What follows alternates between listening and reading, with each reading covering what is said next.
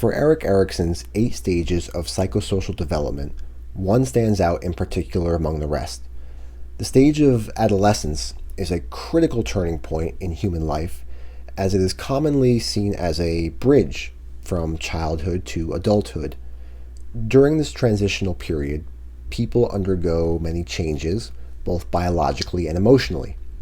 The body experiences rapid physical changes, and hormones are raging during this stage, which results in a new exploration of the sexual self. There's a lot going on in this stage of our development, and it remains a powerful factor in determining who we will become. Within the stage itself, Erikson posits a crisis or a challenge that must be overcome in order to continue developing healthily. This crisis, according to Erikson, is the conflict between identity and identity confusion. What this means is how we begin to understand ourselves in the context of society and the culture in which we find ourselves. The roles we have played in the past are now at odds with the roles that we wish to take on or perhaps see ourselves in the future. How we integrate these past roles into our current and future identity or self will determine how well we progress past Erikson's crisis.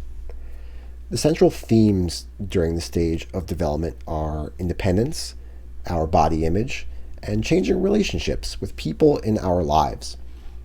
Regarding independence, a teenager now has greater cognitive abilities akin to Piaget's formal operation stage and becomes more assertive and argumentative, forming their own opinions now and pushing limits with parents and authority as to see what really can and cannot be done. More practically, many teenagers, especially in the US, begin to learn how to drive a car at this stage, increasing the available means and resources to become even more independent. How we see ourselves during these years of our life can affect our personalities and overall development towards eventual maturation. For body image, various physical issues begin to arise, such as being concerned with looking attractive or not, wearing cool clothing, and utilizing makeup and lifting weights, increased athletics in order to increase muscle mass or tone down a body fat percentage.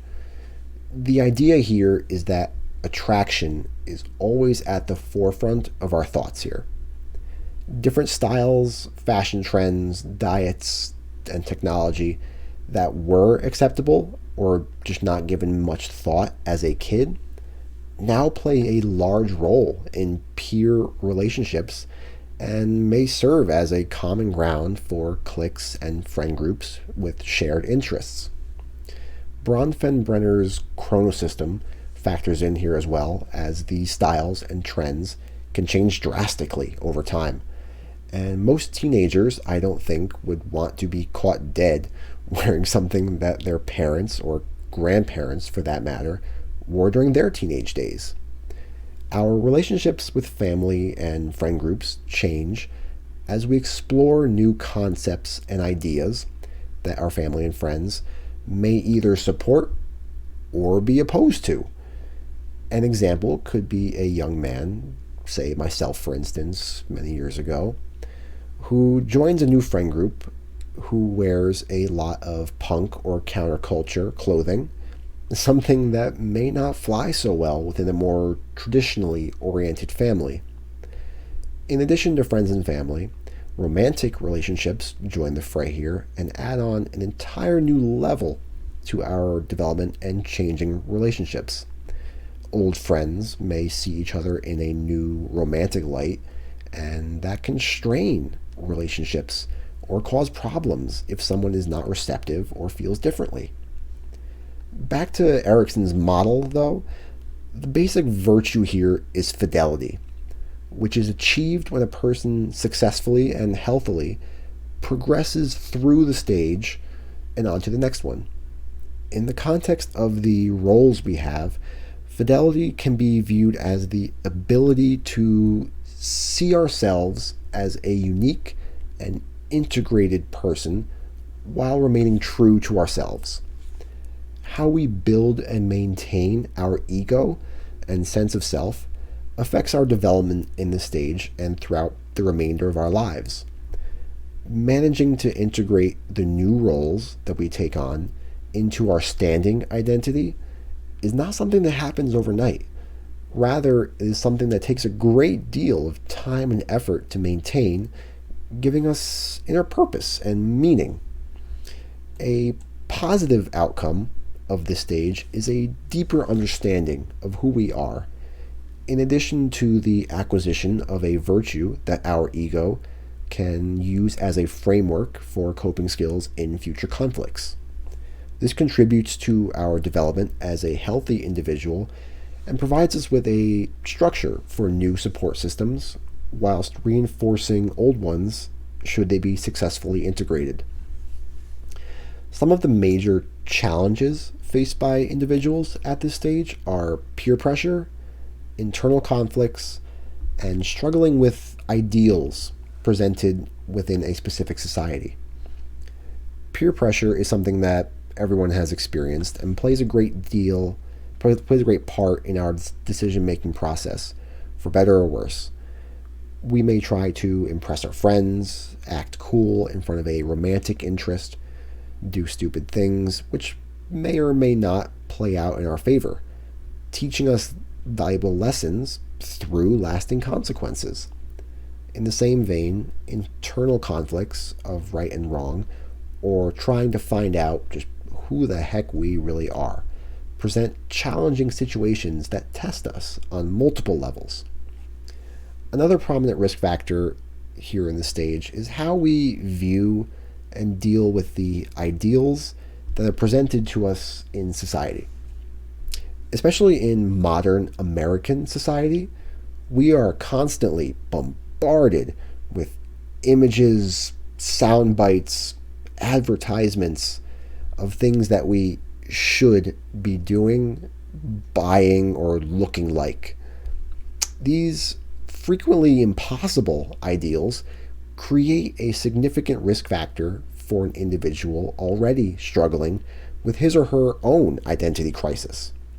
It creates conflict in our lives by making us want something that we may not be able to physically achieve or obtain, potentially giving us a feeling of isolation or inferior status due to perceived failure by not attaining these things.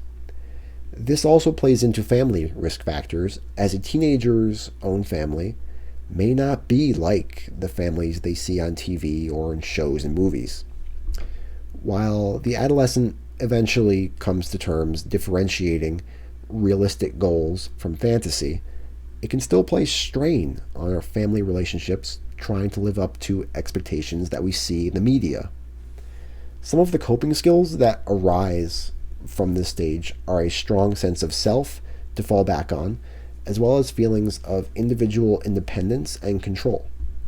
A strong sense of self leads to an ability to stay true to oneself when threatened, and provides solidification of a person's beliefs and values, really ingrains it in you.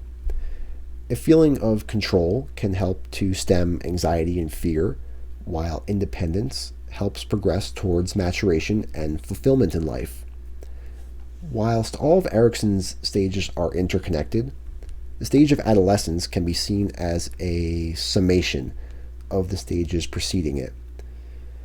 From the beginning stage of infancy, we can see how the crisis of trust versus mistrust can shape our interactions with the people around us, from our primary caregivers to the strangers that we meet. In the second stage, the concept of independence takes on increased importance and becomes a function of the feedback given to us by parents. This can have ramifications later during adolescence as we begin to branch out more. Should the second stage not be fully resolved, adolescence is affected as we may be less inclined to explore new things and fully utilize our newly gained independence.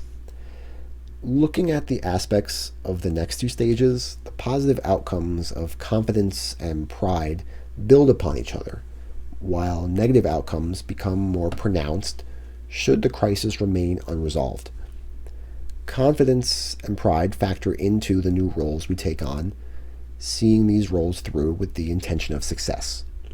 Should the individual have unresolved development here, however, a lack of confidence and pride can cause doubt within a new role, creating problems down the line due to an inadequate developmental base. Just because a person had trouble in a specific developmental stage does not mean they cannot live successful lives, however. Through the use of things such as therapy and strong support systems, any unresolved stage can be revisited later on and potentially healed.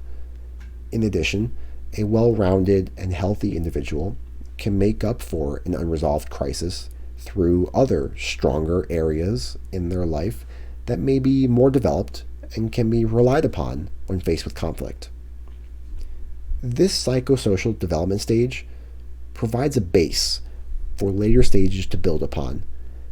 In exploring new roles and relationships, we begin to form a solid identity through which we experience the world.